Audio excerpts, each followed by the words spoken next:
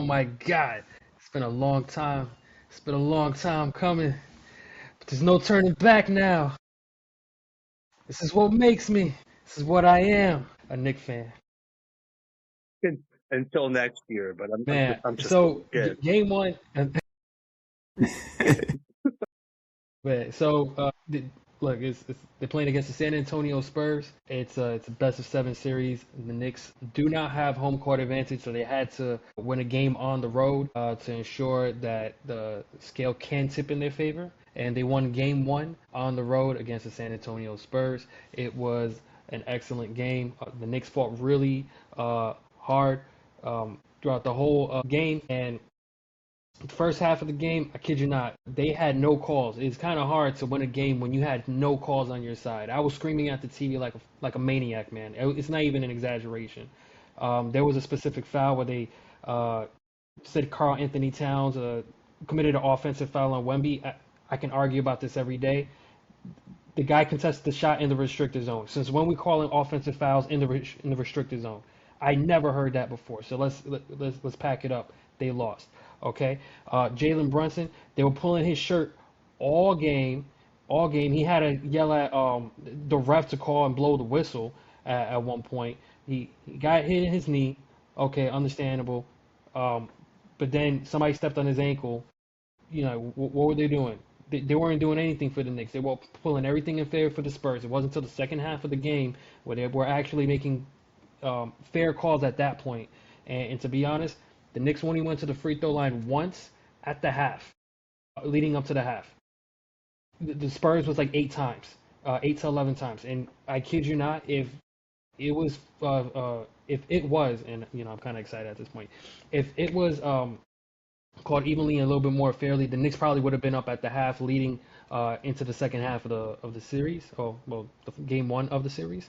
And with that being said, I always said something from very beginning.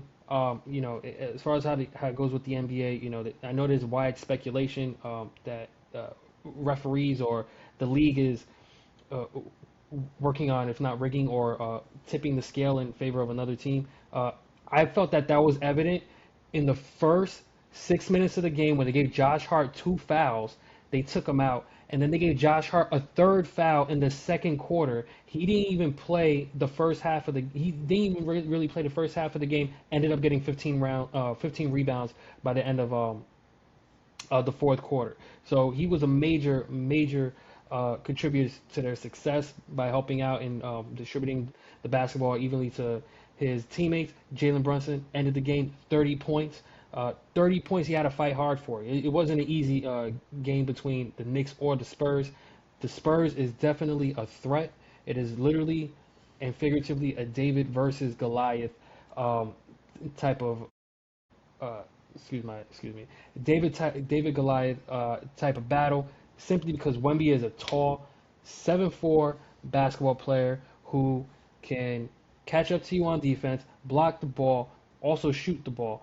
And the Knicks are figuring out ways how to stop him. They do have something figured out with Carl Anthony Towns. They have a couple more options that I firmly believe that they can execute to play in their favor. Again, I'm a Knicks fan. Sorry if you listen from San Antonio, but to San Antonio's credit, they have 5 championships, and the Knicks are trying to fight for their third championship in franchise history. So I'm gonna just leave it at that. I'm really happy about game one. Game two is also gonna be played in San Antonio. We're gonna see how this goes. But the Knicks, by winning that game one, they're on a 12-game winning streak in the playoffs. In franchise history of the Knicks, that has not ever happened. This team is something special, and I see it when they were playing against the other teams leading into the NBA Finals. They're all playing, firing on all cylinders, and as long as they keep playing like this, I firmly believe the Knicks will win the championship.